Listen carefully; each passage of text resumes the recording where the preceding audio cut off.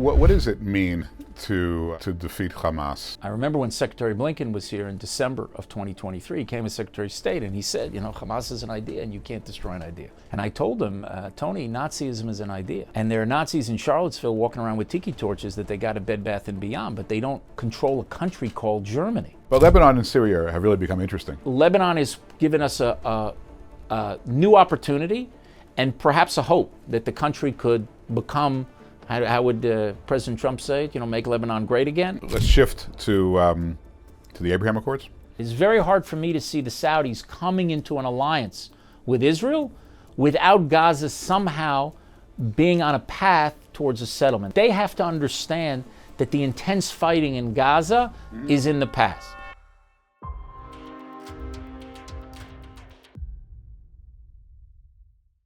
Welcome to the next episode of the One Jewish State podcast. This is a very special episode. We are filming from the office of the Prime Minister of Israel in Jerusalem with a guest that I have for weeks been trying to nail down. He's incredibly busy. I'm going to embarrass him by saying that he is one of the most consequential figures in modern Jewish history. I know that. Not everybody knows that, but I've worked with him for 4 years and I know that. And he serves now as the Minister for Strategic Affairs for the State of Israel. Before that, he was the Israeli ambassador to the United States. He serves on the War Committee, fighting a seven-front war against enemies in all directions from the State of Israel. And it is my great delight to welcome a dear friend, Ron Dermer. Great to be with you, and since we're in Jerusalem, it gives me an opportunity to thank you once again for the consequential role you played in getting American recognition, which I think was long overdue, but I think thanks to you it finally happened. You're one of the critical people in that decision that President Trump made in his first term to recognize Jerusalem as our eternal capital. So now that we're in Jerusalem here, I can formally say thank you on behalf of the government of Israel. Thank you. I still think you're more consequential, but thank you. We should add, I think just for full disclosure, we're friends. My wife's family and before the interview, we don't know after the interview. At this moment, we are friends, and my wife's family and Ron's family grew up together in Miami Beach, attended the same synagogue, prayed together, so we go back quite a while. So it's great to be with you. Thank you. There's so much to talk about, so much going on. It's like drinking water from a fire hose, trying to report on Israel events. But I would say that the elephant in the room today continues to be the war in Gaza. Israel has performed so miraculously on so many fronts. The pager, the demolishment of Hezbollah in Lebanon, the killing of Hamas leadership in Tehran when the guy is least expecting it. Of course, the 12 days of war that were performed so flawlessly, both by America and Israel. People say you can do all those things in Gaza's. Why is it so hard to end Gaza when you're so incredibly adept at these what would seemingly be more challenging aspects of the war? So, what's going on in Gaza? Well, first of all, it's different actually theaters and different goals that we set out to achieve. Our goal in Gaza from the beginning of the war was to dismantle Hamas's military capability, to end its political rule in Gaza, and to ensure that Gaza never poses a threat to Israel, and to return our hostages, which is not something you have in the other theaters as well. In the case of Lebanon, that wasn't the case. We didn't set out to dismantle their military capability. I think we dealt them, as you say, a very, very heavy blow. And there was the beeper operation, and then there was airstrikes that we did over a few hours that took out a lot of their strategic capabilities. And of course, the decision to take out Nasrallah, which I think led really by the Prime Minister. Without the Prime Minister of Israel being called Benjamin Netanyahu, Nasrallah would still be there. And probably Assad would still be there, and a lot of other things wouldn't have happened in the region. But that, because of the leadership of the Prime Minister taking out Nasrallah, and then going in with ground forces in a limited operation simply to remove the terror infrastructure on our border. But, we didn't send forces all the way into Beirut. In the case of Gaza, the goal is different. It's to completely dismantle their military capability. Because remember, Gaza is where October 7th emanated from. not from Lebanon. Lebanon, they joined on October 8th, the fight. They started firing rockets at Israel, and we were playing ping pong with them for about 11 months before that operation happened. But Gaza, you had this force in Gaza, 3,000 people poured over the border, perpetrated the worst massacre against Jews since the Holocaust, and you're not going to allow Hamas to stay in power, not de jure and not de facto. And so prosecuting this war has been much more difficult because, first of all, it's an extended ground campaign. It's not only an air campaign. They've built this labyrinth of underground tunnels that went on and on for many, many hundreds of kilometers. Even we expected that they had a lot, but what we found during this war, when we would go into a certain area, we would think we'd be there for 2 weeks. In fact, I remember the previous administration, the Biden administration, every time they heard the word 2 weeks, they were sort of rolling their eyes because it kept 2 weeks and then another 2 weeks.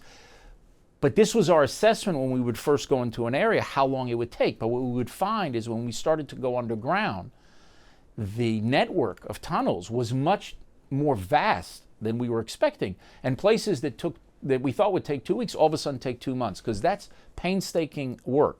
And it's not something that you can just roll through fast. You have to get into these areas. You have to make sure that your forces are protected, that people are not popping out and shooting at them. Then you got to put explosives into there. You got to blow it. It takes a long time to actually do it. And the operation in Gaza underneath the territory of Gaza is longer than what happens above the territory. A lot of people just don't see it. But slowly but surely, we put ourselves in a position where Hamas is nowhere near what it was on October 7th. That goes without saying. But it's a shadow of its former self. It does not have the capacity in any significant way to fire rockets at Israel. You mentioned Hania, and we also had the case of Sinwar and Def. When they were killed, you didn't experience 1,000 rockets being fired because they don't have 1,000 rockets to fire at Israel. So their capabilities have been diminished considerably. And because Israel, since a year ago, and since a little bit more than a year ago, since last May, went into Rafah, which was a major point of contention between us and the previous administration, the Biden administration, we've essentially closed off their ability to rearm.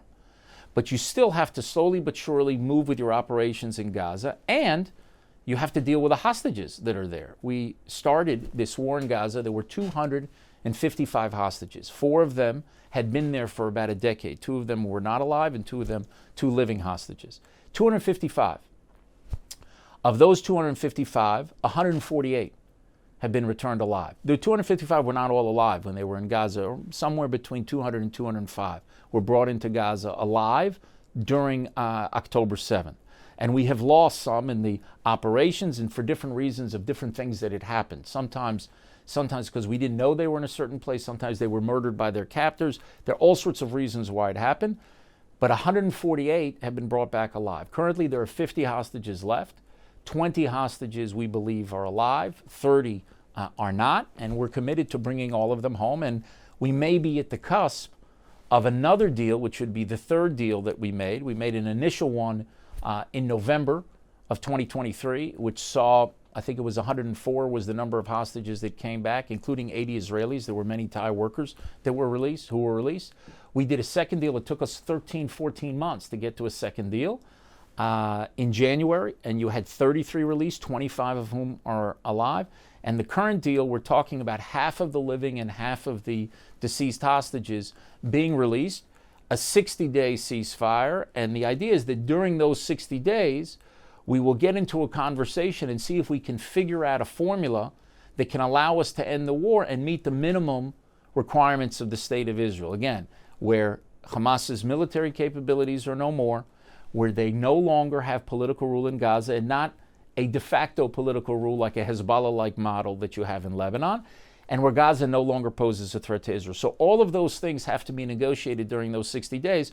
But to get into the 60 days, we have to finalize the deal, and we have negotiation teams in Doha right now waiting. And I hope that by the time you post this podcast episode, hopefully we'll be closer to achieving that deal. Sure, we all hope so. What does it mean to defeat Hamas? Let's say, obviously, I don't want to venture a guess as to what percentage they've been diminished, but certainly it's got to be 75, 80%, I would think, at least at this point. it's almost like trying to get rid of insects. I mean, they keep coming out from under the wall, and there's a lot of people there. There's a couple of million, million and a half, whatever the number is. A lot of them probably sympathize with Hamas. A lot of them, maybe they're 15 or 16 or 17. When you think you've got them out, and you still got a million or million and a half people there, and they're coming of age, and they're, for whatever reason, sympathizing with Hamas. How do you end this once and for all? So, I'd like to tell the story to explain this problem, because a lot of people say, well, Hamas is an idea, and how you're going to destroy the idea, and it'll always keep coming. And I remember when Secretary Blinken was here in December of 2023, he came as Secretary of State, and he said, Hamas is an idea, and you can't destroy an idea. And I told him, Tony, Nazism is an idea. And there are Nazis in Charlottesville walking around with tiki torches that they got a Bed Bath & Beyond, but they don't control a country called Germany. ISIS is an idea. And there are ISIS flags that you will see in suburbs of major European cities. You will probably see it in college campus dorm rooms. But they do not have a caliphate right now between Syria and Iraq. Hamas as an idea is not going to be destroyed in this October 7th war. I mean, Hamas exists also in Judea and Samaria. Hamas exists in Turkey. Hamas is in Qatar. But they cannot have effective control of that territory. That, to me, is the minimal condition for an Israeli victory. You did October 7th, this organization, you've lost Gaza. And in 5 years, 10 years, 20 years from now, when we tell our children and grandchildren, okay, this October 7th war and this horrific thing that happened to the Jews, and 1,200 people were savagely murdered, and people were decapitated, and babies were burned alive, and women were raped, and the most awful things that Jews have seen since the Holocaust, what happened? Hamas lost Gaza. That's what has to happen. Now, exactly what that means, that has to be worked out. But it can't be that they have de facto or de jure control. And I don't think it's impossible. It's clearly not impossible. They said there's no military solution. That's not true. Nazism, there was a military solution. Sure. Slavery, there was a military solution to. Is it the idea of slavery been expunged from the world? No. There are places where there's still slaves today. But we have to get rid of Hamas's control of Gaza. Now you ask a longer-term issue, which I'm actually very focused on, which is not only to demilitarize Gaza, which goes without saying. Any force that comes into Gaza in the future, we have to make sure that Gaza is fully demilitarized and stays demilitarized, which is why maintaining this line on the border between Egypt and Gaza, a line that was not maintained before and was a route for smuggling enormous quantities of weapons into Gaza, in addition to their capacity within Gaza to manufacture these weapons. But what we need to do in addition to demilitarizing Gaza is you must de-radicalize the population that's in Gaza. If you don't do that, it's just a question of time before you get more and more people recruited to this. Now, is that possible? Not only do I think it's possible, I think the only way you can really de-radicalize a population in a significant way, the likes of which we have in Gaza, is in the wake of a war. In the wake of a victory. I think the United States did it in Germany and Japan, and I understand there are no two circumstances that are the same, but people take for granted, what Truman was told about the Japanese, and the idea that Japan would have any kind of a free society or civil society and would not be a long-term enemy. The same thing they said about the Germans. But I think one of America's greatest achievements in the 20th century is that it defeated its worst enemies and then turned them into its best friends. Now, I'm not Pollyannish enough to believe that we're going to turn the Palestinians into the best friends. But I do think that we can start a process, which is a long process of many, many years, where if 6-year-old Palestinians go into a school system and they're not poisoned against Israel, and they're not taught to hate Jews, they're not taught to glorify those who murder Jews, that after a decade that they're in, or 12 years that they're in the system, they can come out differently than they went in. And here we have partners in the region who are doing work in their own societies. You know this because you were working on the Abraham Accords. The Emirates works very hard to fight against extremism in their school system. The Saudis under MBS, today Saudi Arabia is a different country than it was 20 years ago or even 10 years ago because of changes that were made. Now the question is, in the wake of a war, if you're thinking about what will happen in the governance of Gaza, because we don't want to govern the Palestinians, the 2 million Palestinians who live in Gaza. Well, in that governance structure, can we have regional partners who will come in and set up a different structure that will allow us 5 years from now, 10 years from now, 15 years from now, to actually have a different population. One of the problems we've had, a different, that the population in Gaza will not believe what they do today. And it is possible to do it, and it's happened historically, and it can happen here. But by the way, it's a long-term project. And if you don't want to roll up your sleeves and actually deal with it, and all you want to do is throw the keys and let another strong man control Gaza, he's going to continue to poison that population against you. And what we've seen during this war, you asked about 16-year-olds, 17-year-olds, 18-year-olds, because Hamas is controlling the humanitarian assistance, okay, and we're trying to break their control over the humanitarian assistance, they have used that humanitarian assistance, and the international organizations are complicit in this, to extort the population. So they can go to a family in Gaza and can say, well, you want to eat? You want food? We want your 15-year-old and your 16-year-old and your 17-year-old to join Hamas. We started this war with something like 40,000 Hamas terrorists, Hamas and Islamic Jihad. I think that the current estimate is around 20,000. So about half of them are killed. And that includes the people who they recruited. It's around 20,000, which is not an insignificant number. There are other areas where we've much more advanced in terms of the crippling blow that we've exacted against Hamas. One of those areas is in rockets, in the manufacture of rockets and their rocket arsenal. That's down probably over 90%. With tunnels, I don't know the exact number, but I was surprised around 4 or 5 months ago when I thought it was around 75% of the tunnels were destroyed. Then it was around 25% only. Yeah. So my guess right now is you're probably somewhere with 40, 50% of the tunnels have been destroyed. But there are areas of Gaza that Israel has not operated in. We haven't operated in huge swaths of Gaza City. In the whole central camps, Israel is not operated. And what we find everywhere we go, they have turned all of Gaza's underground system into a vast terror network. And we haven't succeeded yet in getting to all those areas. Now, if Gaza is going to be demilitarized, all of those places have to be destroyed. All of those weapons have to be removed. But those are discussions that we're going to have hopefully we'll have in the 60 days, if we reach a ceasefire, to see if we could find a solution. And I will tell you, I think when people say to end the war, what they don't tell, obviously Israel wants to end the war. People whose children are fighting in wars want to end the war. And in the cabinet in Israel, half of the people, I don't know what the exact number is, but a lot of my colleagues who are ministers, they have children who are fighting in Gaza. Of course everyone in Israel wants to end the war, but we're not going to end the war with the defeat. You have to end the war with a victory. And how do you do that? How can you meet the minimal conditions you need to end the war? That's the thing that has to be discussed. Right now, by the way, the war could end tomorrow. If Hamas disarmed, surrendered, gave back our hostages, the war would be over. But they don't do that. They want to continue to fight. They want to hold the hostages, and they want to stay in power in Gaza. That's their goal. Hopefully we reach a ceasefire. We get into a conversation about how you end the war. And I believe that most people in the international community, when they say the end of the war, they say, oh, it goes without saying that Hamas can't continue to run Gaza. Of course, it's very nice it goes without saying. Who is going to go and kill the killers? Who besides the Israeli army is going to have the courage and fortitude to go fight Hamas and to defeat them?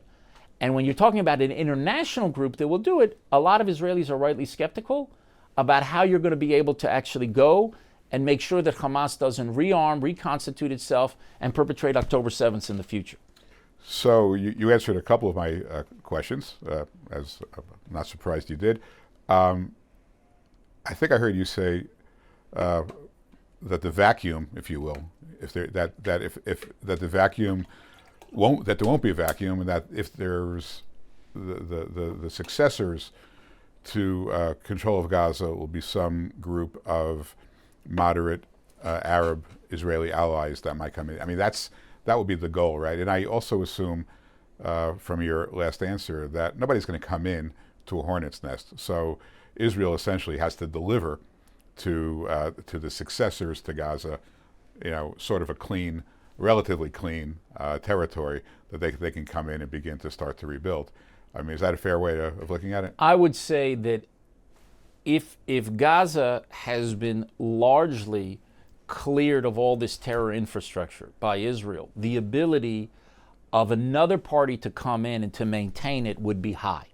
Okay, because one thing we'd have to have under any arrangement, we'd have to have the right to continue to have the freedom of operation, to go in and to deal with terrorism. Okay, what's the difference between Gaza and Judea and Samaria?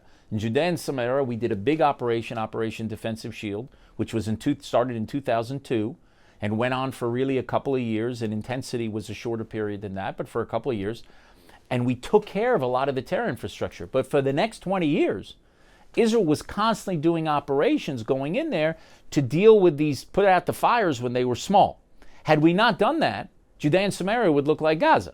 But what happened in Gaza is after the disengagement in 2005, you had 20 years where Hamas was able to rebuild, to build up their capabilities and to dig out all these tunnels. Now, we did have some operations. There was an operation in 2008, end of 2008, beginning of 2009. There was an operation in 2012, which was only an air campaign. There was an operation in 2014 where we went in with forces on the ground to start dealing with some of the tunnels that were closer to the border, the attack tunnels.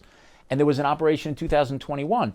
But these were really short operations. Between those, Israel was not going in all the time and dealing with this problem. Now, if we are out of there prematurely or before you've able to take care of all of this terror infrastructure, the force that comes in is going to have a hard time dealing with 20,000 Hamas fighters. Would they even come in under those circumstances? I think it'll be very hard. There is a question of whether or not the entry can be done in stages. Mm-hmm.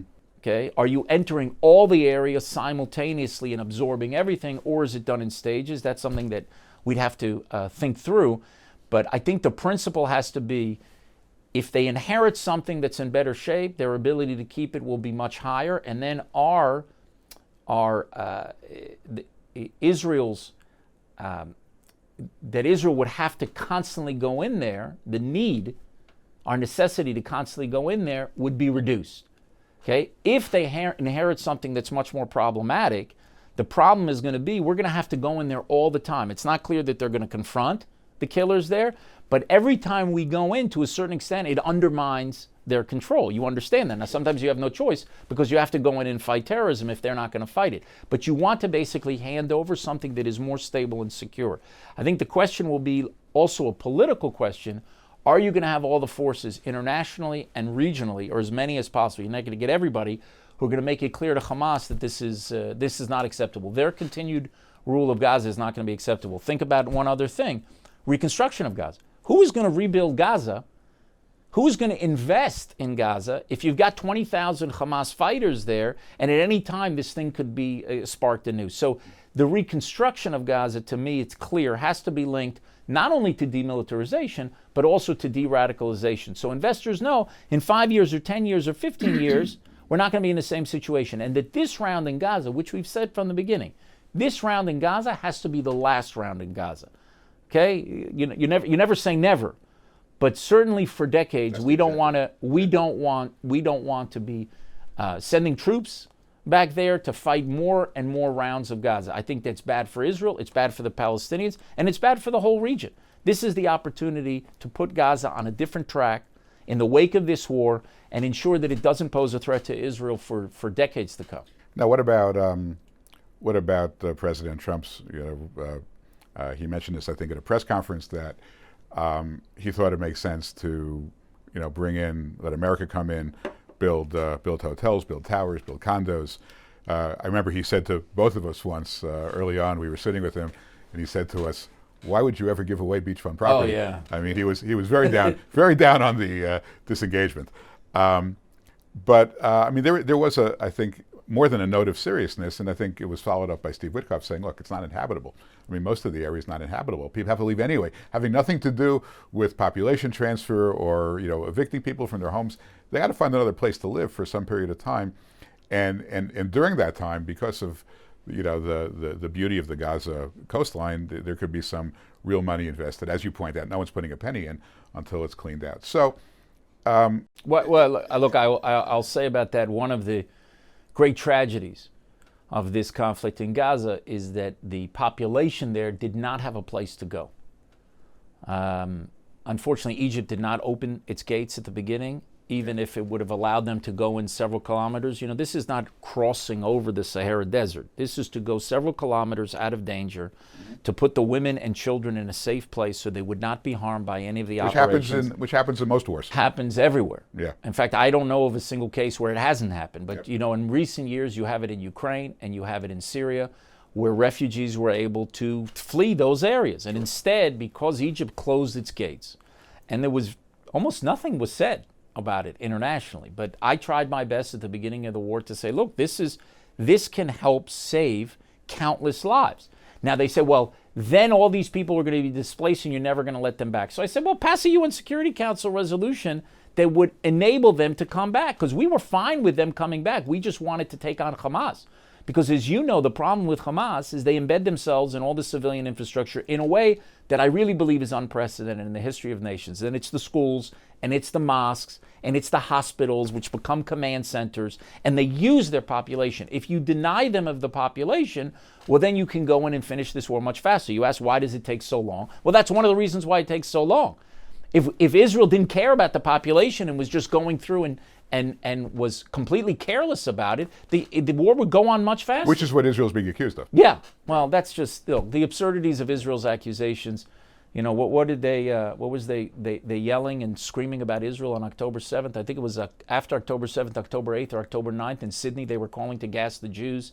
You had university campuses the first days of the war, they were all criticizing Israel. Israel hadn't even responded yet. Israel gets attacked, its people get slaughtered, and now everyone's blaming Israel for the fact that the people are slaughtered in this horrific attack. And so all of these wild allegations against Israel that we're perpetrating some genocide to them. By the way, David, we must be the dumbest genocidal force in the history of mankind. You stink at it. We simply cannot do this right. But this idea, the comparison of Israel, I was reading on my way here that the Turkish President Erdogan compared to Israel, it's worse than Hitler. I don't know if he's completely ignorant of what happened in World War II, but just maybe some of your listeners who know. In 1944, in May of 1944, 10,000 Jews were murdered every single day during the Holocaust in Auschwitz in May of 1944. Now take all of the worst numbers of the Hamas health ministry, in which you know that they're all inflated, because everybody who dies in Gaza of a natural death is put into it, and they inflate all these numbers, and we know in past wars that the actual numbers start coming down. And they include terrorists. Of civilians and terrorists, and we think at least 20,000 of them are terrorists. So I don't know what the exact number is, but we're pretty confident that we've killed around 20,000 terrorists there. So you look at those numbers, and if the ratio is 1 to 1 or 1 to 1.5, you don't have that in the history of urban warfare. And then you have people accusing Israel of genocide. Well, if we're so genocidal, why didn't we do it in Judea and Samaria? I mean, the whole thing is absurd, and it speaks to an inherent, not just, you could say, anti-Semitism, but beyond that, it's the rush to judgment against Israel. Israel can do no right in the eyes of a lot of people, and they're looking for evidence of that confirmation bias. But I think if people actually study what happened in this war and see the restraint that Israel showed, given the fact that this is not a war, and your American listeners and viewers have to understand it, this is not a war thousands of miles away. This is a war 100 yards away from where you have Jewish communities. Now, you tell me, you're an American, you have some understanding of what would happen in American politics. Let's imagine that October 7th happens in the United States, and given the size of your population, which is around 40 times the size of Israel, 35 to 40 times, that would mean that 40,000 Americans are murdered on a single day, and 10,000 Americans are taken hostage, and they're in a country right next door, over the border. What do you think America would do? Do you think it would add, just one question, do you think America, no matter who the President of the United States was, would use more force or less force than Israel has used in this war? That territory, I think, would become a parking lot in short order. I want to talk to you. I want to just follow up on this in a non-quantitative sense. The numbers are of course very compelling. First of all, from the time that Israel controlled Gaza in 1967 until the disengagement in 2005, the Gazan population under Israeli control increased fivefold. So, I mean, those numbers again, just the stupid genocidal force. Yeah, you're very bad at it.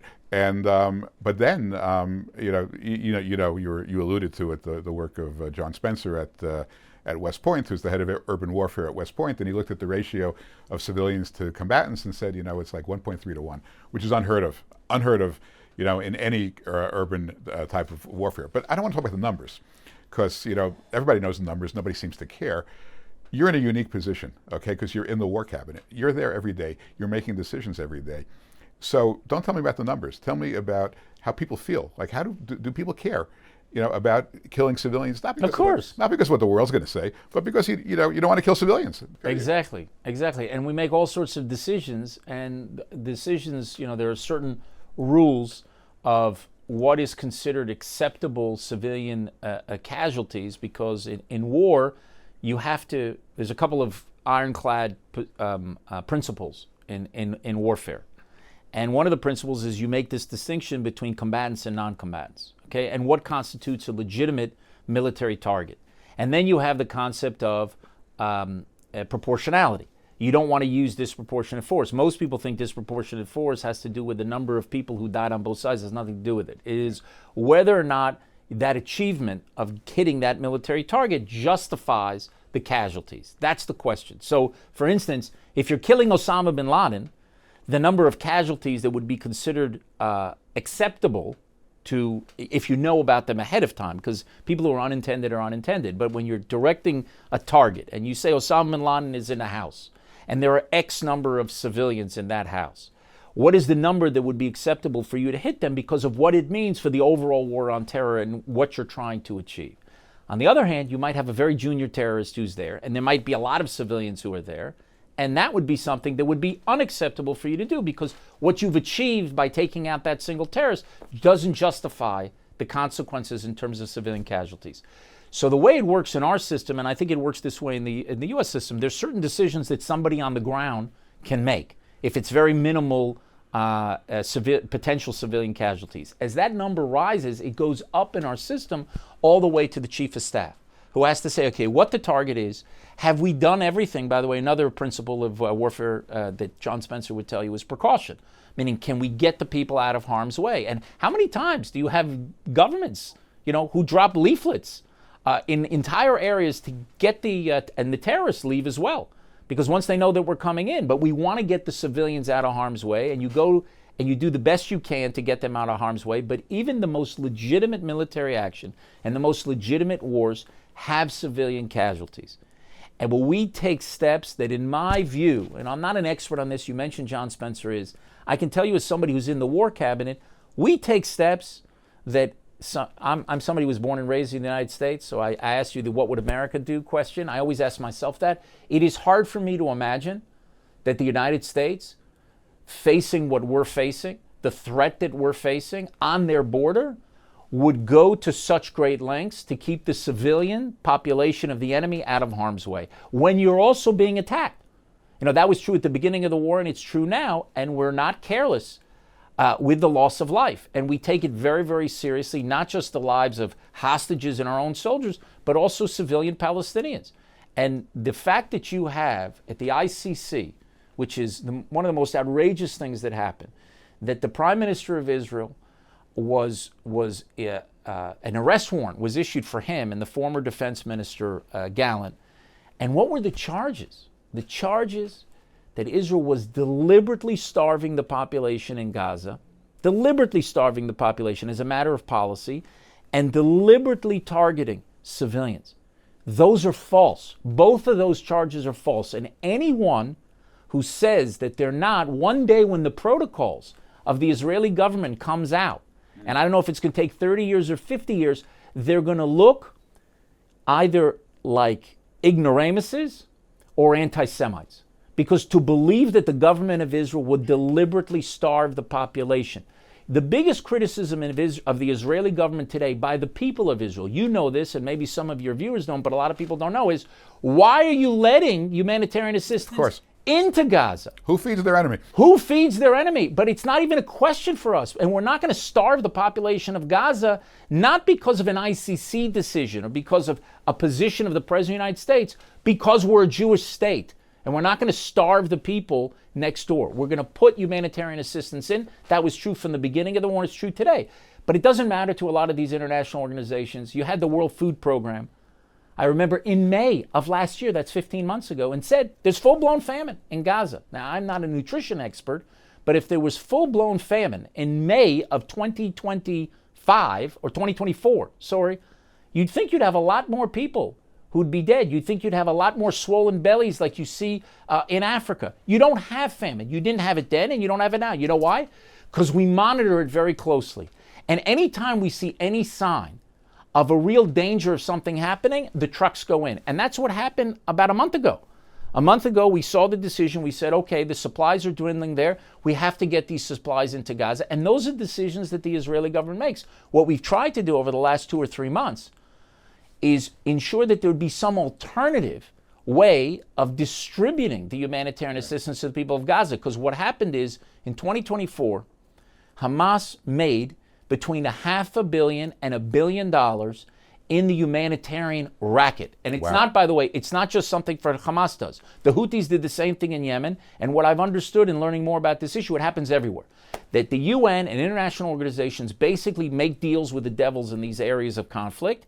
And this is what happens. This is how people ensure, like Hamas or terror organizations like Hamas, how they can continue to maintain their power. So what we try to do is how can we figure out a way, on the one hand, to not make that population suffer. On the other hand, get an alternative to them so they're not beholden to Hamas, so the Hamas mafia can't extort them. Yeah. And instead of the world embracing this, the world attacks it. You were pilloried for this.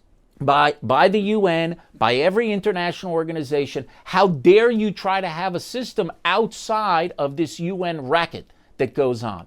And I think it really is outrageous. Because what everyone should be worried about and what everyone should be thinking about is how does the population in Gaza get the humanitarian assistance it needs without it going to Hamas? And here, I said it at the beginning of the war and I'll say it now 20 months into it. The problem of what's happening in Gaza is not that the media cover the issue. It's not that they show the tragedies that take place. It's not that they show even pictures of children who suffer in war. It's that they blame Israel for it instead of blaming Hamas. If they showed the same pictures, but said, Hamas, why are you using Hamas as weapons depots? Why are you using hospitals as terror headquarters? Why are you using schools, putting your command center in school buildings, in UNRWA facilities? You got to get out. Instead of the outrage being directed at Hamas, the outrage is directed at Israel. And it was wash, rinse, repeat, and you knew it was coming because this is what happened all the time. And they can't help themselves. They're not able to stand strong against Hamas. And what they do is they turn it against Israel. It poisons the well against Israel all over the world. And we have to deal with it. But frankly, there's certain things that we can control and there's certain things we can't control. What we have to control on our side is to win the war. Because the worst thing for our own people, and I think also internationally, is that ultimately we leave this problem to continue to fester and that this round not be the last round. We have to stay the course. We have to show the fortitude that's necessary to finish this war. And I will tell you the good news is I said a few months ago that we were in the back stretch. I think we're in the home stretch now. I think after Iran, we're after Lebanon. We have the collapse in Syria and a whole set of new problems that are now taking place in Syria. But the seven-front war, I'm not talking about the Israeli-Palestinian conflict, which is going to go on for a long time. Yeah. But the seven-front war is coming to an end. We're in the home stretch, and we have to stay the course. And thanks to the resolve of the people of Israel, the courage of the soldiers of Israel, and their patience, because they're doing maybe 200-300 days of reserve duty, and Israel relies on that. Not like other, United States has an armed force. It doesn't have a reserve force like we have. And so our soldiers and our reservists are a reserve duty for 200-300 days over these 20 months. And they've shown the resolve and they've shown the fortitude, and also because of the leadership of the Prime Minister, not taking the advice of a lot of people to just, pull the plug and end the war. We'll end the war a year ago. As I said, everyone wants to end the war. We just want to end the war with a victory, not with a defeat. So let's open the aperture a little bit and move to a couple of other hotspots just to get your thoughts.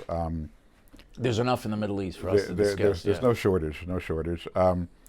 But Lebanon and Syria have really become interesting. They weren't interesting at all during the first Trump administration. The goal was just to keep Hezbollah from getting precision-guided missiles, and in Syria, deconflicting with the Russians to make sure that, and trying to get Iran out. A lot has happened in Lebanon and Syria. Certainly since I'm out of government, and probably since Biden got out of government.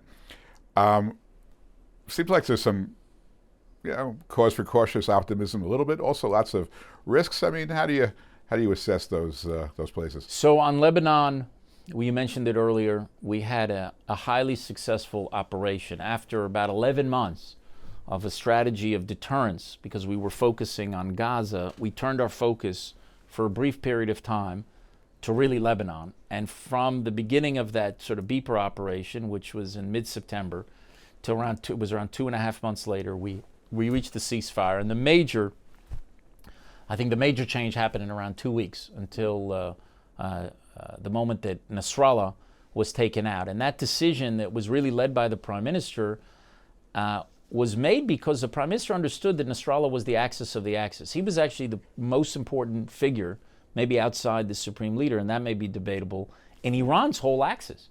He was the one giving orders to the Houthis and orders to the Shia militias in Iraq and Syria. He was the critical figure. And I think the Prime Minister understood that without dealing with him, everything that we did in Lebanon would be reversed because he had the leadership skills in order to rebuild everything. Once he was taken out, and then the ground operations started to sort of clear out what was on our border, and I'm sure you saw the cavernous underground facilities that they have to host thousands of people to do an October 7th attack, only 10 times worse in Lebanon. So we reached this ceasefire agreement at the end of November, and I remember I went to see President Trump. I saw him the Monday, I think it was the Monday after he was elected. In November was Tuesday. I think I saw you in Miami in that trip as well. Mm-hmm. And I went to go see President Trump, and I told him, look, we think that there's a chance that we can get to a ceasefire in Lebanon. And he said, great, I supported it, you can do it. And then I went to see Biden administration officials, and they asked me, this is after Trump was elected, but they were still in office for the 2.5 months before January 20th. They said, do you still want the ceasefire? Because they thought everything had to do with American politics. I said, yes, I want the ceasefire. Because I think what we can achieve by continuing to fight is not necessarily going to be worth it. The problem set that we have in Lebanon, which is unlike the problem set in Gaza, and the reason is that we do not control the perimeter around Lebanon. Like in Gaza, once you're in the Philadelphia corridor and Rafah, you're controlling the security perimeter. Why is that important? Because it prevents them from rearming. In the case of Lebanon, only if you control all of the Lebanese border with Syria, and nobody thinks that Israel is going to control it, you're going to hit their capabilities very hard. And maybe you hit it 70% and maybe 80%. Well, what's the delta to get to 90%? How much does that give you? Because ultimately the problem is, how do you make sure the 20% or the 10% that's left, how does it not go back to 100% or 200%? So we were able to achieve what we did in Lebanon, get a ceasefire. And one of the fortuitous consequences of the collapse of the Assad regime is that border temporarily between Syria and Lebanon, it's never hermetically sealed, but it's no longer a bridge for Iran to just flow weapons to Hezbollah. Because while the Syrian regime doesn't necessarily, they're not the most pro-Israel regime that we have on the planet, but they hate Hezbollah because they were the forces that Assad was using to kill them, the Syrian rebels that now are the regime, and they don't like Iran.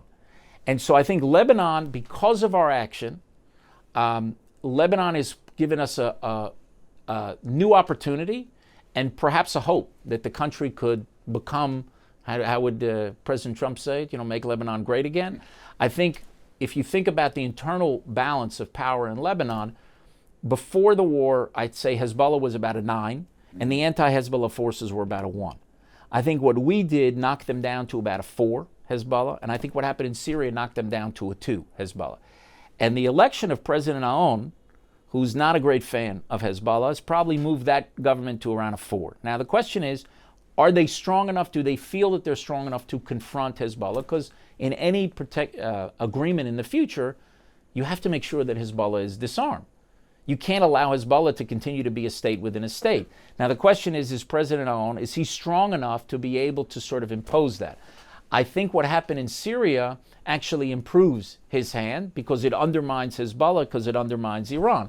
So the question is how do you make sure that Hezbollah remains weak? And we've done that by enforcing the ceasefire agreement, because the ceasefire agreement without enforcement is meaningless. We had a wonderful agreement, as you know, in 1701. It reads as well as the Soviet Constitution, but nobody enforced it. First of all, because Hezbollah was too strong. And second of all, because Israel did not take that action all the time to enforce it. Now, we reached an agreement, an understanding with the Biden administration on its way out that we would continue to enforce it against any imminent threat to Israel. But whether it's the south or the north, there's a mechanism there that we use, that we give them information, but that we have a right to act to prevent Hezbollah from rebuilding itself. So I think our enforcement over these last 8 months, keeping Hezbollah weak, and I think Aoun has taken certain steps to make himself stronger, offers the possibility of ultimately reaching some sort of understanding. Now, you'd have to get to a border agreement. You'd have to work out of different points. Right now, Israel is in 5 strategic points within Lebanon that overlook Jewish communities. Yep. What is a potential long-term solution for that? And ultimately, the question is the same simple question.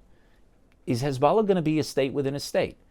Is Lebanon going to exert their sovereignty and make sure that the only people with the guns there are going to be the government of Lebanon with all of its problems? Yeah. Is that going to happen? And I think I could see a path forward that we could not have envisioned before. So that's a new opportunity. In the case of Syria, here it's very complicated because you have different groups in Syria, and the Syrians are trying to create a unitary state, and you've got Alawites in the west, and you've got the Kurds in the northeast, and you have the Druze in the southeast, and all of these different groups. And the question is, will Syria impose its will on these groups? Now, it's one thing for a state that is considered to be a secular state that accepts all minorities to impose its will. It's another thing when a state is perceived to be a patchwork of jihadis that are doing it, and people are rightly scared. They saw what happened to the Alawites. Now, if you're a Druze, are you going to disarm in the face of this? It's not the same situation that you have in Lebanon where Hezbollah is keeping its arms just to continue as an Iranian proxy. This is Druze are concerned for their lives, and you see massacres of the Druze population. Now, Israel's interests in Syria are not that complicated. We do not want to see a threat emerge on our border. As long as that is preserved, then I believe that there is a way forward. With Syria, we'll have to see how this. Well, you got to protect the Druze. I mean, the Druze mean a lot. And the second thing is we have to make sure that our Druze brothers, and you know this because you know Israel very well, and they serve with us in the army. Sure. They die alongside us in the army, and these are their brothers on the other side of that border who are being slaughtered. Same families. Same families, exactly. And so I think Israel made the right decision to go in and to prevent this slaughter. And Ambassador Barak has tried to sort of get to a de-escalation, to reach a ceasefire, and then you'll see what can happen in the future. But I think, look, the President Trump gave the benefit of the doubt to al-Shara, to Giuliani, the president of Syria, and said, I'm going to do, even though it was temporary sanctions relief, because the only way you permanently remove the sanctions is to get rid of the Caesar Act, but he says, I'm going to take the first step. And I think a lot of people right now are asking themselves questions. Who are these people that we're supporting? I think what President Trump wants to see is a stable, secure Syria that is not led by a group of jihadis. And I think Shara's convinced a lot of people that he's not. He wore a suit, and other people say, yeah, but look at what's happening. Look at these videos that you have of people being decapitated. I saw a horrific video the other day of a Druze getting his heart actually taken out of his body. Yeah. This has to be met with outrage by the world, and I think if there's any chance of a Syrian regime moving in the right direction, they have to understand that there's no more free lunches. That the only way that they're going to get continued sanctions relief, there's only way there's going to be investment, there's only way there's going to be support for the Syrian state is if they stop this. And he may have to take action, according to people who say these are not his folks, these are not his regime, they're just connected. Well, he's going to have to make a choice because we're not going to suffer from the fact that he's not willing to confront the jihadi elements. Leaving aside the issue of who he is, the question is what is happening on the ground. And so Israel is very concerned about that and acted last week. And I hope we're going to be able to get a ceasefire, protect the Druze, and protect a security zone on our border. That's the single most important thing we need, because I think that the threat that Israelis imagine in their minds, and it's going to continue this way for probably a couple decades, is what happened on October 7th. And when Israelis see jihadis with Kalashnikovs in pickup trucks running through areas and see videos of that, they see October 7th. And they expect their government to protect them from that threat. And they're right to expect it, and that's exactly what we're going to do. Let's shift to the Abraham Accords. That was good. That was fun. It was a good day. A few good days. We had a few good days. And so you and I worked very closely on that in 2020. And I think both of us are proud of that outcome. So we want to expand it. And what I've said to people about, people say, what are the ingredients for the Abraham Accords? I say, well, you need a strong Israel, you need a weak Iran, and you need American Israel to be joined at the hip. And we had that. In 2020, Iran was very, very weak. The sanctions were really backbreaking. The relationship between the two countries, as you and I know, was terrific. And Israel was strong. Today, it's even more so on all fronts. Iran is weaker than it's ever been. Right. Israel is stronger than it's ever been. And the relationship between our governments is beyond what anybody could have imagined. So the climate is perfect, for an expansion of the Abraham Accords. What everybody that I talked to wants to know is, what's it going to cost? And, I assume you will agree with me that, the appetite of the people of Israel now for a Palestinian state is about zero. I don't think that's right. I think it's less than zero. It's lower. Could be lower, right? I was being charitable. Right. So, the lip service paid by a lot of countries is, you gotta work on that issue and give us something. It's clearly not going to happen.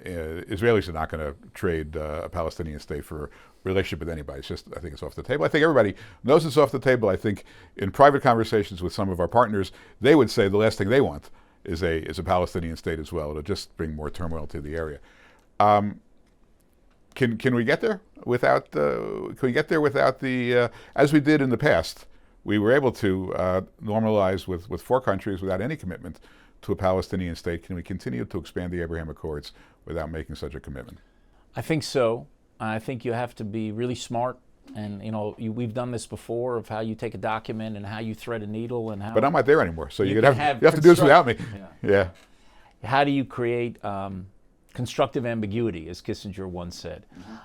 Look, I agree with what you said about the elements that made it possible in terms of policy. I think there's a structural change that happened in the region even before the Trump administration came into office, because we were trying to make the argument, I was trying to make the argument with the Prime Minister in the Obama administration that there was a possible breakthrough. And you remember at the beginning of the Trump administration, in fact, right after the November election, he was elected the first time, I was a week later in Trump Tower, and I walked into his office and Trump said to me, "So you think we can make peace?" And I said, "With whom?" And he said, "The Palestinians." I said, "No, but I think we can make peace with several Arab states." I think he was referring to Chuck Schumer, actually.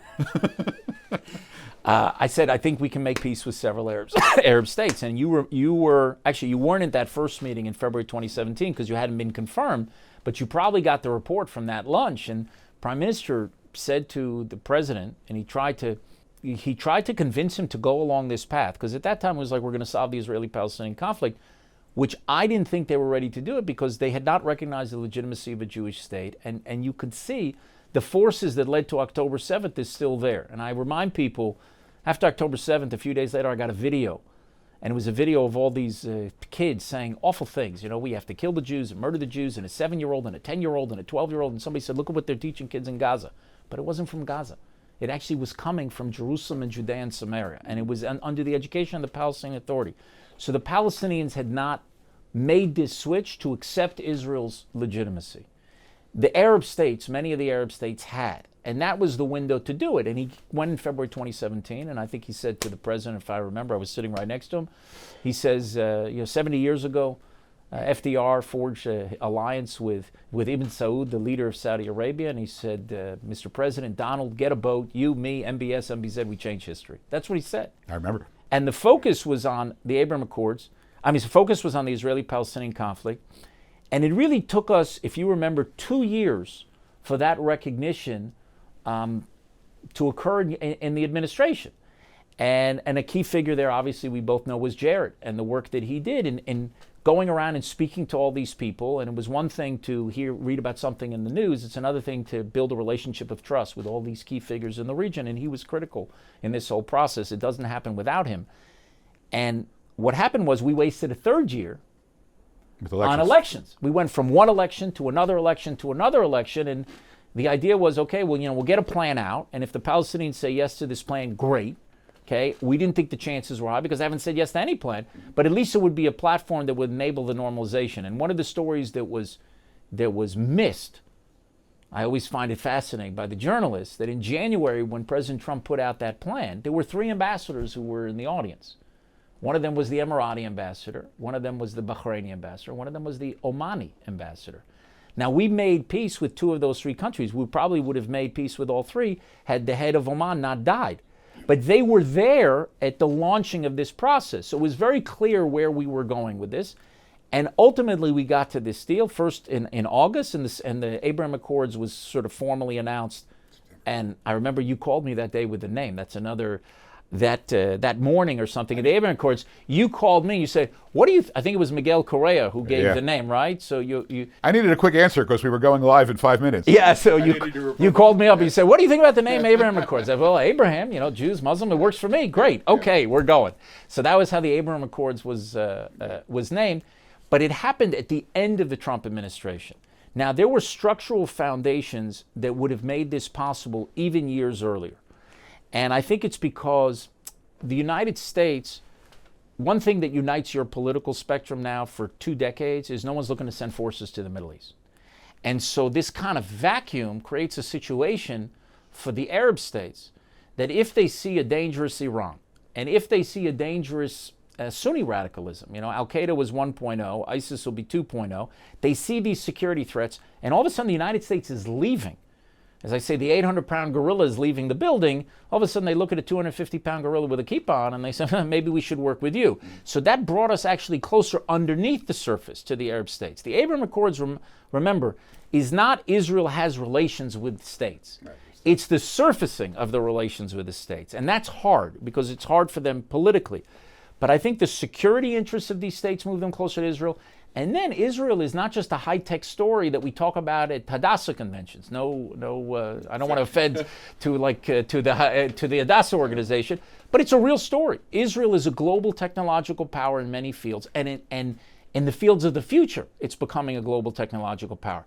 So if you're an Arab leader that is thinking about the future of your country, future of its security and prosperity, you want to move towards an alliance with Israel.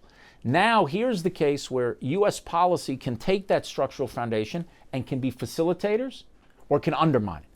And you talked about the things that facilitate. When the United States is seen as confronting Iran, it opens the political space to bring Israel and the Arab states together under a U.S. umbrella, 100%. When the U.S. is embracing its allies in the region, not trying to create daylight, but actually hugging them. And Israel's the most important because we become the barometer of how the other Arab states, how the other states in the region view U.S. credibility. Because a lot of countries around the world, they think we're tied at the hip, and we are. But they ask themselves, wait a second, if the U.S. is against Israel, if the U.S. is not backing Israel, what are they going to do with us? So the fact that you embraced Israel at the administration, the decision that you played that key role in on Jerusalem, okay, on the Golan Heights, all these decisions that people think would distance peace didn't, because it showed that the road to Washington goes through Jerusalem. That's the message that you sent. Make a deal with Israel and become a better partner of the United States. Exactly. There was a third issue, and this is the critical question. Do not give the Palestinians a veto. Because the fact people were telling me and you, I'm sure for years, decades, if you make peace with the Palestinians, you make peace with 22 Arab states. Well, that's great. Maybe it's true. It probably is true. But if the Palestinians don't want to make peace, so do they have a veto over the whole process? And the critical move that the Trump administration made was after you made the decision in Jerusalem and the Palestinians basically cut off ties, you said, all right, call me when you're serious. Mm-hmm. You didn't chase after them. And you didn't give them a veto to continue this process. Now, what happened now, fast forward, during the Biden administration, I tried to convince them to go on this path. And I actually saw an opening at the beginning because they went to accommodate Iran at the beginning of the administration and to return to the nuclear deal. Remember, they made a nuclear deal, Obama. Trump withdraws from the nuclear deal, maximum pressure campaign, which was working. It just started 2.5 years into the administration. But all of a sudden, when Biden came in, he reversed it, and he went to try to get a deal with Iran. And when I was asked, when I left Washington, my last day in Washington was Biden's inauguration. Okay? On that day, I did an interview in the week before or something, and somebody said, who's next in the Abraham Accords? That was the question I was asking. We had done 4 in 5 months. Who's next? And I said, no one. And I said no one for a specific reason. Because I said the new administration, Biden administration, is going to try to accommodate Iran. And if they're not confronting Iran but accommodating Iran, none of these Arab states are going to move into an alliance with us. Now, when our government came in, which now fast forward 2 years, and it's the very end of 2022, the last days of 2022 and the beginning of 2023, I saw a potential opening. I saw for the first time a potential with Biden. Why? Because the protests had happened in Iran in September 2022, and before that, Iran was supporting the Russians against Ukraine. And I said, this is a chance for the United States effectively to pivot against Iran. And if they pivot against Iran, that opens up space for Israel, and in this case, Saudi Arabia, to move under that American umbrella. And they should embrace us. Well, they didn't embrace Israel. They certainly did embrace Netanyahu's government. Biden did not do that. That was a mistake. And the pivot to Iran, the pivot against Iran didn't really happen. They went from accommodating to neutral. And what actually changed the U.S. posture, I have to tell you, the people who are in the weeds, and I know your viewers know all of these sort of little details, the change it was China, actually. Because China, you remember, brokered a deal between Iran and the Saudis. Yep. And when that happened, there was, I think, a concern in the United States that China was going to move into the Middle East in a big way. And that's when the Biden administration became very engaged to try to help us forge an agreement with the Saudis. And they were very engaged for several months. And to the fact that 2 weeks before October 7th, you remember MBS was doing an interview with Bret Baier, and Netanyahu was doing an interview with Bret Baier, and it looked like it was about to happen. And one of the things that may very well have triggered October 7th, this was a plan that they had for some time, and they could have done it at 6 months before you, but they wanted to scuttle any potential deal. Since October 7th, the situation has become more difficult for the Arab states because now their domestic politics are much harder because of the pictures that they see. And, what they see in Al Jazeera is not the true picture of what's happening. Right.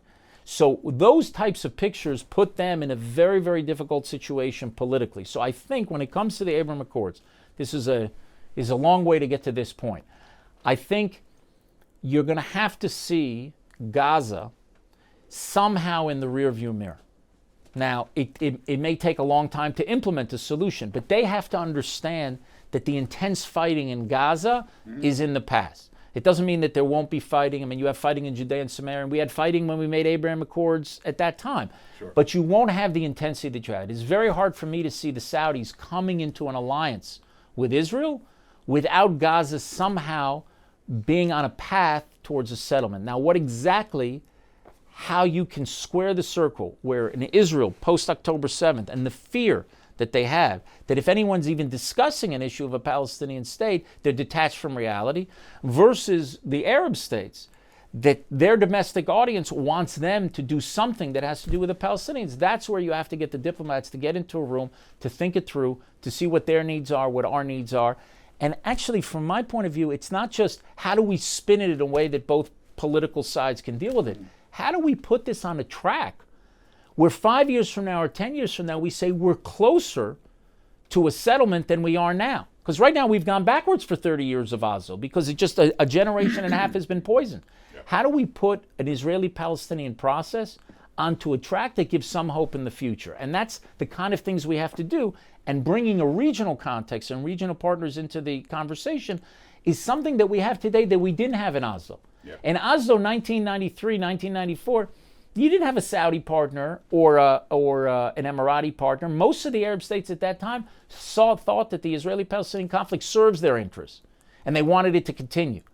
Now you have a situation where a lot of the Arab states think that conflict is a problem for their interests and keeps them from advancing into an alliance with Israel that they want for their own security and prosperity. So these are things that we're going to have to work out in the next few months, but I'm very, very optimistic. I think the Abraham Accords, under President Trump's leadership, and because of his policy vis-a-vis Iran, because of his embrace of Israel, and because I don't think he's going to give the Palestinians a veto, I believe the Abraham Accords will expand during his term. How fast and how far Stay tuned. Yeah, and look, I mean, one of the things that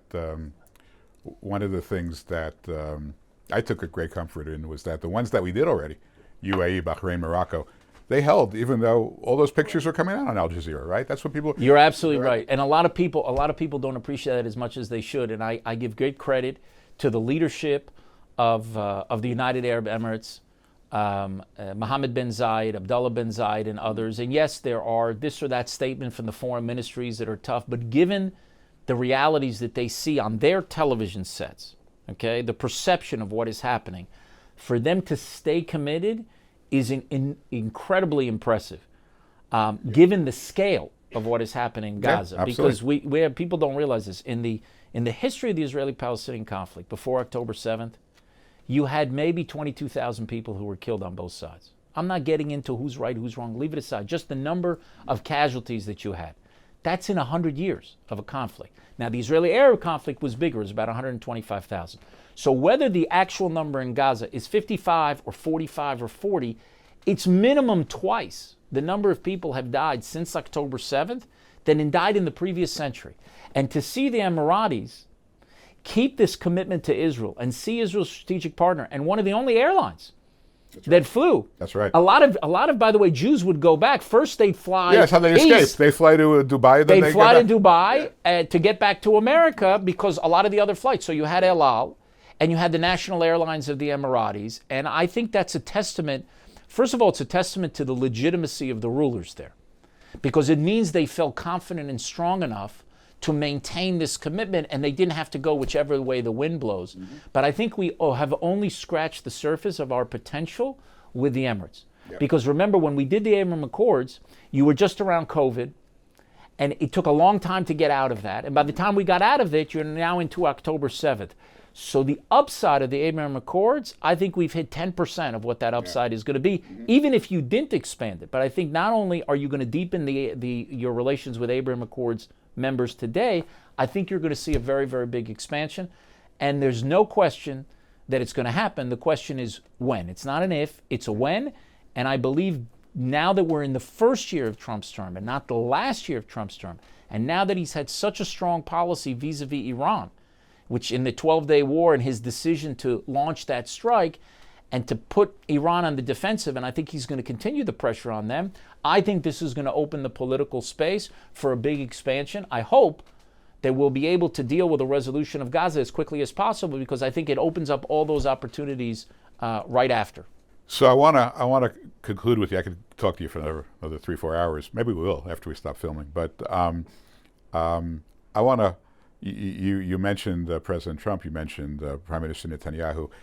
I wasn't there. You undoubtedly were as part of this decision how to prosecute the 12-day war. But I'm looking at it a little bit from the outside. I mean, I do have conversations with them. But what I'm seeing are two world leaders that are basically betting their entire historical legacy on 12 days. It may be one day, right? Because they're launching something which, first of all, they're totally dependent upon each other for their mutual success, right? Israel has to clear out the airspace. Israel has to make it such that these B-2 bombers can come in. And of course, the B-2 bombers have to fly 20 hours or 37 hours round trip. These poor pilots sitting in the planes and refueling in midair like sitting ducks along the way. And everything had to be perfect, right? And if either side didn't do exactly what they had to do, right, history would not be kind. And if it worked out perfectly, then for 100 years, this is going to be in every history book as one of the greatest military operations in history. And so I'm kind of in my own imagination, but I know them both quite well, looking at each other and saying, are you up for this? Are you up for this? We're going to get this done. Is it going to go right? Are we going to win this? Because nobody is going to be tolerant of anything less than and it goes flawlessly, absolutely perfectly. And now, they have a bond between them, that will last for the rest of history. And leaving aside all the geopolitics of it, you're closer to this now than I am. How has that affected the relationship? And it just seems to me like it has taken the U.S.-Israel relationship, in a substantive way, not just in an emotional way, substantive way, to a level we've never seen before. America never went to war with Israel side by side, fighting a common enemy. Never happened before. Trump took on some of his former supporters, Bannon was against it, Carlson was against it, Charlie Kirk was against it a little bit. I mean, he looked at it all and he said, I'm going to go with this. I mean, an astounding, moment in history. And it worked out, as I said, flawlessly. What's the aftermath of that from your perspective, on a personal level? On a personal level, I can tell you that my first serious meeting I had with Prime Minister Netanyahu was in 2000. He was a former Prime Minister at the time, and I met him at Jerusalem Technology Park, and we spoke for about an hour and a half. And at the end of it, he said, I'd like you to work with me to prevent Iran from developing nuclear weapons. That's what he said to me at the end of the meeting. So for me, it was a 25-year odyssey to get to the point where we could remove this existential threat to the state of Israel. It has huge implications for our Arab neighbors. It has huge implications for the United States. It's a threat to them. All that is true. But this is a regime that openly calls and actively works to destroy us. And when we read B'chol Dor Vador, in every generation there rises up those who want to destroy you, that thing that we read in the Haggadah every year, that to me, year after year, for 25 years, I've been thinking only about one thing, is these people in Iran, these lunatics that want to develop nuclear weapons to destroy us. Either, in many different ways, they can try to destroy us with those nuclear weapons, either by firing at us, by using it as an umbrella for a conventional ring of fire that they put on us. But I've been by the Prime Minister's side for 25 years trying to remove this threat. So for me, on a personal level, it was enormous relief. That night where the B-2 strike happens. Now, let's just say this. I was confident that the president would be there in the end. Not a lot of people shared my confidence. People were critical. They thought my assessment was wrong. But I met President Trump in November. Okay, first of all, I knew him the first term. On the issue of Iran and them not getting nuclear weapons, he's always been very clear. He hasn't really changed his mind. And you remember he pulled out of that nuclear deal with Iran despite the fact that all of his national security team didn't want to do it. He did it against the wishes of then Secretary of State Tillerson, against the wishes of Mattis, who was the Secretary of Defense, against the wishes then of McMaster, even though he changed his mind later, that he wanted to leave. And it took him a year and a half to leave. So when the president says that he's going to do it, that's his instinct. It's ultimately going to come out. And he made very clear he didn't want to have Iran have nuclear weapons. And when I saw him in November, I left that meeting highly confident that he was going to be a partner in this. Okay? Now with President Trump, it's not over till it's over. Okay? Because he likes to keep his cards very close to his vest, and he'll make his decision in real time and assess the situation. But I did not believe there was going to be a bad deal with Iran. I know a lot of people were concerned. I wasn't, because I understand where he is, and I understand what the traffic can bear also. And after pulling out of this deal, he wasn't going to give us a JCPOA 2.0. I thought for sure that he was not going to prevent Israel from doing what it had to do in its defense. And the remaining question was he going to join? In any case, he ended up joining. And for me, that night when the B-2 strike happens, it was a 25-year thing of every generation they rise up to destroy us. And finally, this existential threat is removed. And that's why what I said in the cabinet was Shechianu v'kimanu v'gianu lazman hazeh. And that's actually what I put out in a tweet, because we have to thank somebody who's even higher than President Trump and Prime Minister Netanyahu. So on a personal level, it's 25 years of service, mainly to achieve that one goal. There are many other things we've done, and I'm thrilled. The decision in Jerusalem has historic significance. The decision in the Golan, I think, was a great decision, and you were definitely a part of that. Abraham Accords were a great decision. But frankly, David, had this threat not been removed, all of that would not have been relevant. This is the action that makes all of the other actions so much more meaningful and gives us a possibility of continuing on that path in the future. And I think that threat is removed. Obviously, there are problems with it. It has to be monitored. But because it happens at the beginning, the first year of the Trump administration, and because he's the president of the United States, committed to the policies committed, I think Iran's got enough problems in the next 3 years just surviving on its own, rather than worrying how they're going to build and rebuild this threat to us. And we have to take advantage of this moment to continue on the peace. In terms of the U.S.-Israel relationship, there's no question that this 12 days is a pivot point in the history of our relationship. And I think people tend to romanticize the U.S.-Israel relationship. Everyone knows about Truman, and it took him 11 minutes to recognize the state after it was established. But they forget there was an arms embargo by the United States on Israel. It was fighting for its life in 1948. We didn't get the first weapons system until the Kennedy administration. It was 15 years. And the big aid packages that went to Israel came in the wake of our military victories, and it was forged also because Israel made a tremendous concession for peace, which it gave up the Sinai, which is 2.5 times the size of the state of Israel. And in that context, Israel was given both military assistance and economic assistance. And over the years, the relationship grew and grew. But I will tell you, what people don't recognize is the importance that Israel has to America today in a way that was not true when we were growing up. You know, how much did Israel matter to America? So we're a fellow democracy. So we're fighting the same, you know, when the Cold War, we're fighting all the Soviet client states in the region. That's all true. How much did we matter for America's national security? How much did we matter for America's national prosperity? 30 years ago, not much.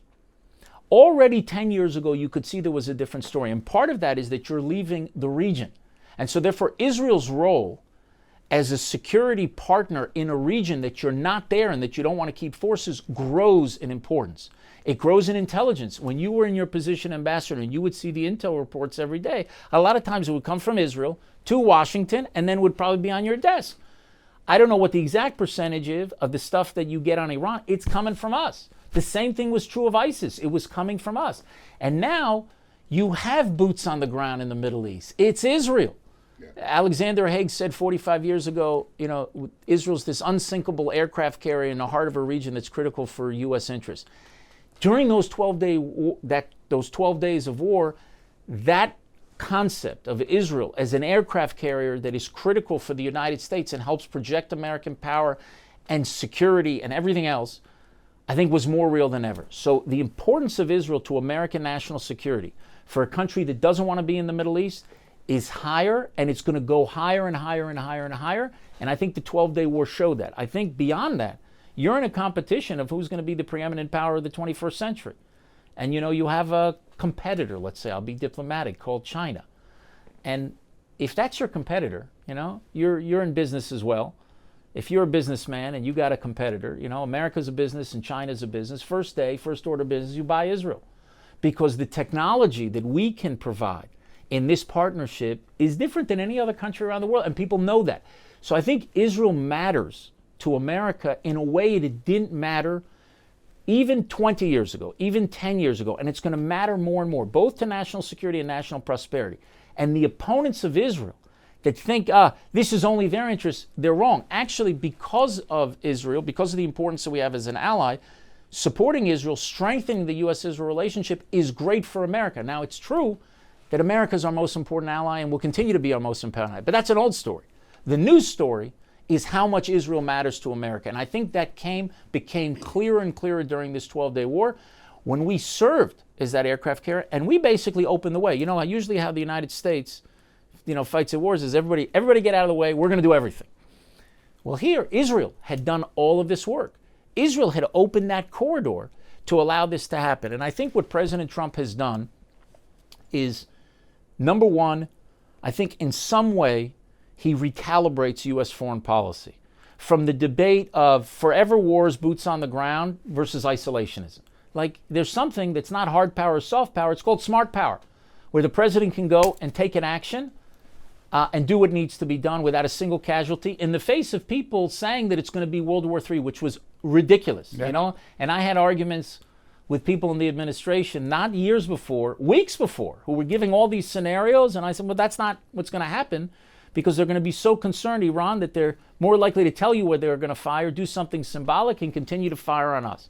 And that's actually what happened. So first, he recalibrates, I think, U.S. foreign policy, which is critical for Israel, for all of your allies around the world, because the last thing you want is a 1930s-style appeasement to take root in the United States on both sides of the aisle, and then America is simply not dealing with the whole world, and guess what? The world is going to come to America. And that's what happened between World War I and World War II. And I think his decision has historic importance because he could have recalibrated it.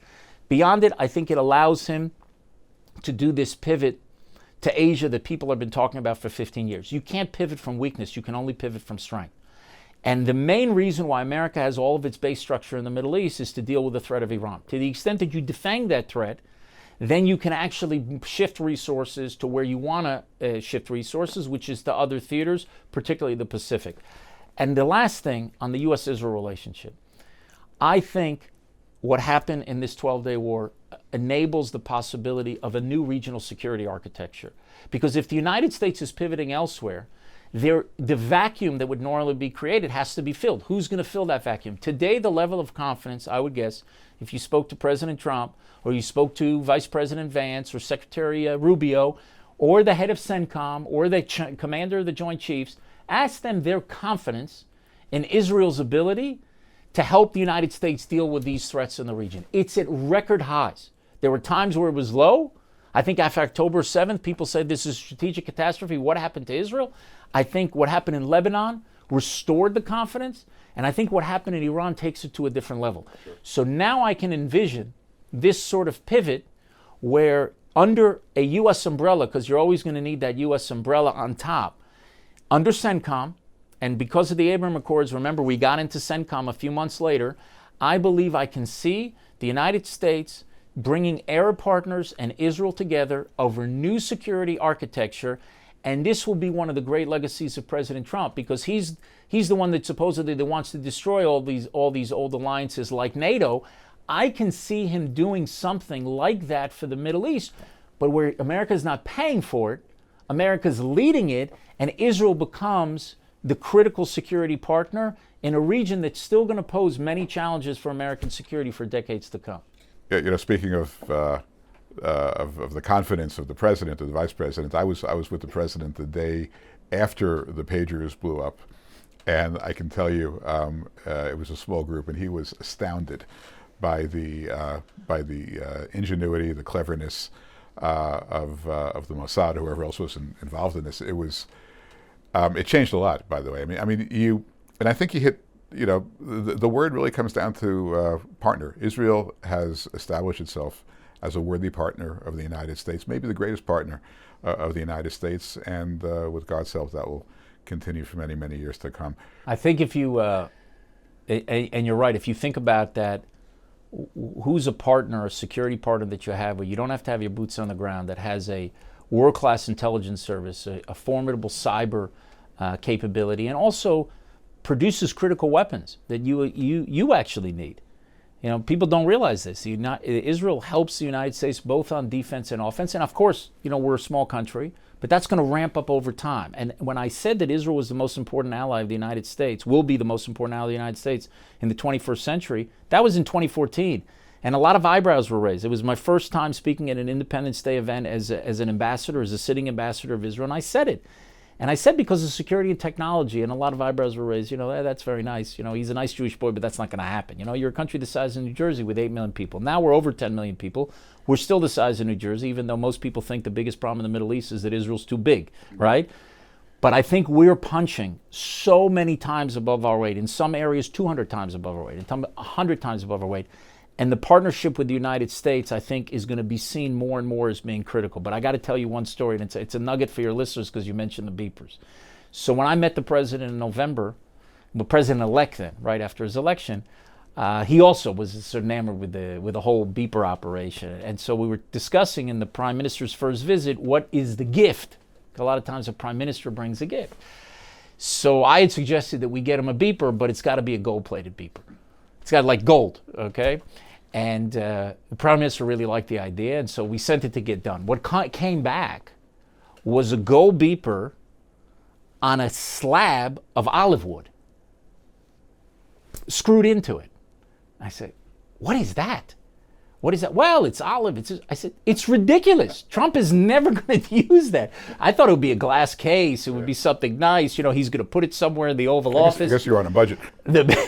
No, it was great. So he's like, well, what do you want to do? We're flying tomorrow. I said, well, just unscrew the thing, and the prime minister will hand him the beeper. So he handed him the gold beeper. I hope the president liked it. He seemed to have liked it when he took it. It was very heavy. He couldn't believe how heavy it was. Gold is his color. Then I saw JD later at the dinner, and he's like, wow, that was a great gift to give him the gold beeper. I said, you know what, Mr. Vice President, we'll get you one too, but yours is going to be the silver. So he's got a silver beeper. President has a gold beeper, but this relationship has gone into gold territory, and I think it's going to be there for many years to come. And it doesn't mean that you don't have all of these challenges. Because you mentioned before, you have the critics who are accusing Israel of these heinous crimes, of genocide, of ethnic cleansing, of apartheid, all of that is nonsense. But that's an argument that we don't share values. It's a lie, but it's a different argument. The old argument against Israel, which some of the people now are trying to sort of rehash, but the old argument against Israel for 60 years, 70 years was the same thing. It's not in our interest to support Israel. That was the argument. That was the Walt Mersheimer nonsense that they had. For 15 years or so, you didn't hear that argument because it becomes patently absurd. And you have people that talk one way, let's say in the Senate or in the House. They serve in critical functions, like the director of the CIA or Secretary of Defense. And then you realize, wait a second, we're getting all of this from Israel? And it changes their approach because people really don't know. What forges alliances between states over time are actually interests. I wish we lived in a world where it was values that drove alliances, because I believe, no offense, I believe Israel would be the world superpower. But that's not the world we live in. You know, United States had an alliance with Saudi Arabia for 70 years, not because they shared values with Saudi Arabia. So MBS is helping change the country, but for 70 years, what was that alliance? Based on oil and interests. If you share interests with the United States, security interests, economic interests, long term that's going to be critical. We still have to deal with the whole values argument. You have to take those people on, you get in the trenches, others get in the trenches to make the case, to expose their absurdity. But if you don't have the structural foundations of this serves the interests of the United States, long term, the second you have a few lousy news cycles, the whole thing kind of can collapse on you. And that's not what we have in Israel. The opposite is happening. The interests of the United States, more and more, are connected to Israel, and that's growing over time. What we need to do now is focus everybody who's a friend of Israel, and I know a lot of your viewers are friends of Israel. You have to go and make that fight over values and push back against it. But our job in government is to strengthen the foundations of this alliance. You did it in the 4 years we were ambassador, where you looked every day, what can we do that's going to affect this relationship over the long term? And that's what I'll continue to do every day that I'm in this job, to figure out how can we lay the foundations for continued strength of this alliance in the future. Wishing you Hatzlacha Rabbah, best of success. You've been, you've been beyond outstanding in your leadership, your ability to articulate the views. I mean, that helps that you're an American and you come from Miami Beach. It gave you a head start, but all good things come from Miami Beach, right? True, yes. And my wife certainly does. And then working in America for so long, but we're all lucky. We're lucky to have you. Lucky for everything you're doing. Lucky that we have the Prime Minister. His steady hand at a moment of absolute crisis for the Jewish people. And let's wish and hope and pray for good times and peace and success for America and Israel. And I hope you get some rest one day, although I don't see it coming anytime soon. Amen. Thanks, Ron. Take care. Pleasure.